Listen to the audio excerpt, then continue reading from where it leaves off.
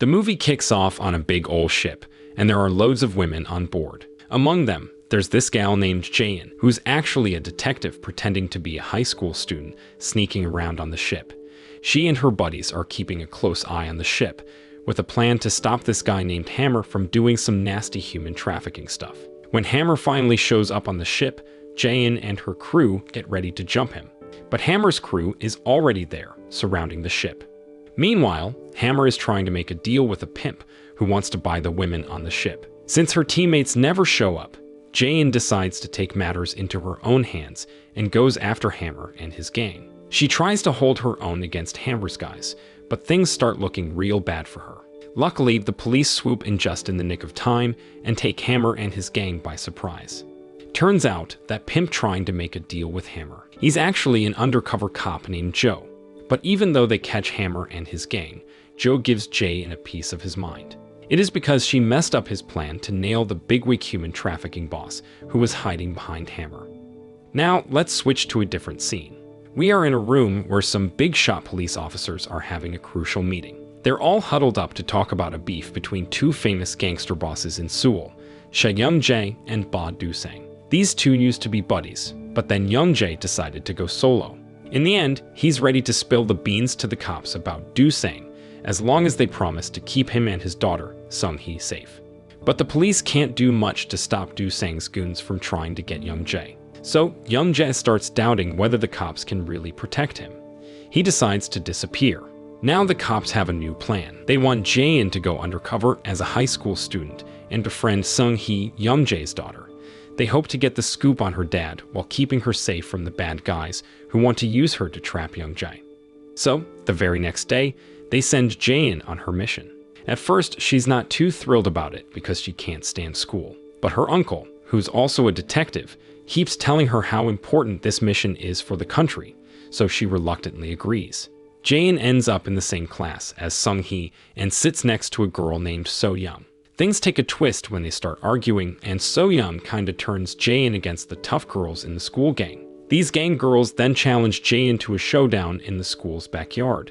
No big deal for Jayan though, because she's a cop after all.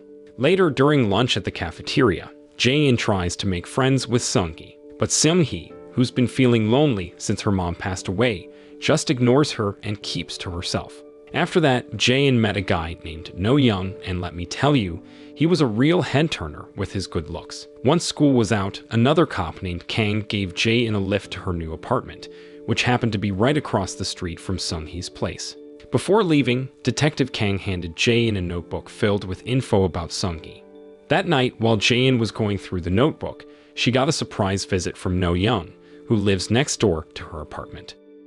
The very next day, the news on TV talked about Do-sang, who had just been on trial for murder. But since the police couldn't find any solid proof that Do-sang was involved in the murder, the judge let him go. So Do-sang gets all his goons together and orders them to nab Young Jae as soon as possible, because Young Jae is the only one who knows about his dirty deeds. Especially if the cops manage to get Young Jae to spill the beans, he could end up behind bars.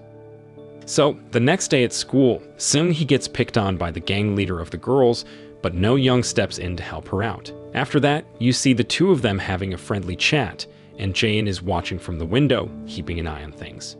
Later, when Jayan and So-young are in the locker room, the gang leader gal comes over with a revenge plan against Jayan. But this time, she's got some troublemakers on her side, and they challenge Jayan to a brawl after school. Meanwhile, when Sung-hee is all by herself, her dad pays her a visit. Young Jae suggests that Sung-hee switch schools abroad, but she turns him down. Now here's where it gets interesting. Jayan accidentally spots Young Jae at the school and starts following him. But in the middle of the hustle and bustle, she loses track of him. Then her uncle and Detective Kang come up with a plan. They want Jayan to stage a fake attack on Sung-hee, and later, they'll swoop in to save her. The whole idea is to get Sung-hee to be friends with Jayan, just like the police had planned. And Jayan agrees to go along with it. So after school, Jayan was tailing Sung-hee when suddenly, a bunch of troublemaker students showed up and challenged her to a fight. Now, Jayan was in a big hurry because of her plan, so she tried to get these delinquent students to hold off on the fight. But they didn't give a hoot and started attacking her. She had no choice but to take them down one by one. Once she was done with those tough kids, she rushed to save Sung-hee, who was getting hassled by her uncle's goons. But No Young was already there and had beaten them all up. Even though her plan didn't work out, Jae-in couldn't help but admire No Young for his bravery. He's good-looking, kind, and smart, after all. But Jae-in realized she's a grown-up, and No Young is just a high school student. As much as she had a crush on him, reality hit her. Just when things were getting interesting, someone knocks on her door. Jae-in rushes to open it, and it turns out to be No Young. He confesses his love for her and plants a kiss on her. But hold on, it's all just a dream. So, the next day, a new teacher shows up at their school, and Jae-in figures out that this new teacher is none other than Detective Joe in disguise. Her uncle tells her that she has to team up with Detective Joe to catch Young-jae. But Jae-in isn't too thrilled about working with him, because he kinda blames her for the whole mission to nab Hammer on the ship. Meanwhile, Do-sang is getting real impatient because his guys can't find Young-jae anywhere. He's putting the pressure on them to find him quickly. One day, So-young spots Jae-in with her uncle and jumps to the wrong conclusion, thinking she's a prostitute or something. The news spreads like wildfire in school, and her friends start giving her the cold shoulder. But when everyone else turns their back on her, Sung-hee steps up and invites Jae-in to be friends. She figures Jae-in's got her own share of troubles, just like her. Despite the rumors, Jae-in is over the moon that Sung-hee wants to be friends. And things get even closer between them when Sung-hee finds out that Jae-in lives near her apartment. That night, Sung-hee comes over to Jae-in's place and spills the beans about how worried she is that her dad's about to leave South Korea. Being the awesome friend that she is, Jae-in comforts Sung-hee and assures her that she won't be all alone because Jae-in's got her back. Jae-in then shares this info with her police buddies, and they quickly put together a plan to surprise Young-jae at the airport. The very next day, Young-jae shows up at the airport, but he tries to make a run for it because Do-sang's guys have already figured out where he is and are hot on his tail. On the flip side, Jae-in and the police are right behind Young-jae, and they all meet up in the parking area. Young-jae is stuck between a rock and a hard place, with Do-sang's gang and the police closing in on him.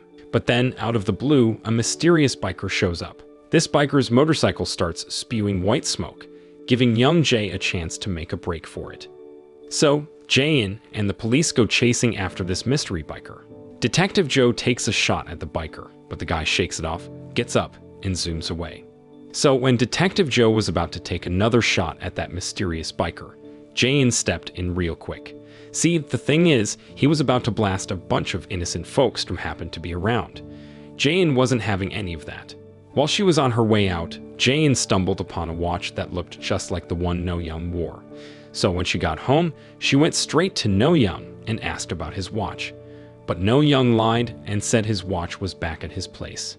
The next day, Detective Kang spilled the beans about No Young. Turns out he's a secret agent undercover to protect Sung-hee, all on Young-jae's orders. While at school, Jae-in decided to come clean with Sung-hee and told her she's an undercover cop trying to get info about her dad. Even though Sung-hee was real upset and felt like Jae-in had let her down, she forgave her as long as she promised to always have her back. But that night, Jae-in got some awful news. Someone had stabbed her uncle. She rushed to the hospital, but they wouldn't let her see him because he was in real bad shape and needed intensive care. Jae-in looked crushed, fearing she might lose the only family she's got in this world. Now here's what went down next. Jae-in and Sung-hee are sitting in a car with Detective Kang, and they're supposed to be heading back to Sung-hee's place. But Detective Kang takes a different route and drives them to some unknown spot. When they get there, Do-sang's men has been waiting. Turns out, Detective Kang double-crossed Jae-in and Sung-hee. He got mixed up with Do-sang because he needed cash for his wife's medical treatment. Do-sang's crew gangs up on Jae-in and snatches Sung-hee, using her as bait to catch Young-jae. Not too long after that, Young-jae shows up, having heard that Do-sang's got his daughter hostage. Do-sang challenges Young-jae to a one-on-one showdown. He says if Young-jae wins, he gets his entire fortune back and takes his daughter home. But if Young-jae loses, then Sung-hee becomes Do-sang's. Meanwhile, Jae-in, who got cornered by Do-sang's men, gets saved by none other than the mysterious biker, who turns out to be No Young. The two of them rush to where Sung-hee is being held to rescue the girl. So, the showdown between Do-sang and Young-jae got pretty intense. Young Jae was giving Do-sang a real run for his money, and it looked like he might actually win. But one of Do-sang's guys decided to stick his nose in and shot a stun bullet at Young Jae. That left him all wobbly, and Do-sang turned the tables. When Young Jae was down for the count, Do-sang went ahead and stabbed him in the stomach. Sung-hee was screaming like crazy, and she rushed over to her badly hurt dad. Right at that moment, Jae-in and No-young busted in like a whirlwind. They split up. No-young took on the job of guarding Sung-hee and her dad, while Jae-in went after Do-sang, who was trying to make a break for it. Jae-in caught up to Do-sang and jumped onto his car, causing the driver to lose control and crash into some rocks. She got out of the car in a flash before Do-sang took off again. Just when she had the guy cuffed, someone pointed a gun at her noggin. She turned around, and it was Detective Joe, the guy who'd betrayed her. He says that he was the one who stabbed her uncle because he was fed up with always taking orders from him. When Jae-in heard Detective Joe's confession, she got real mad, and they had a big fight. Meanwhile, No-young was getting worn out dealing with Do-sang's goons. But just in the nick of time, Jae-in and No-young managed to take down their opponents, right as the cops showed up and nabbed Do-sang and his gang. Thankfully, Young Jae seems to be okay, because Do-sang's attack didn't hit any vital spots. Sung-hee stuck by her dad, and they rushed him to the hospital for medical care. As for Detective Joe and Detective Kang, they got arrested for their betrayal. One of the police officers gave Jae-in some good news. Her uncle had been in a critical condition, but was now doing better. Jae-in was super relieved to hear that. With the criminals behind bars and Jae-in doing alright, No-young decided to slip away quietly, not wanting the other cops to find out about his undercover gig. Now the movie wraps up with Jae-in dressed as a nun, chasing down bad guys in narrow, deserted alleys.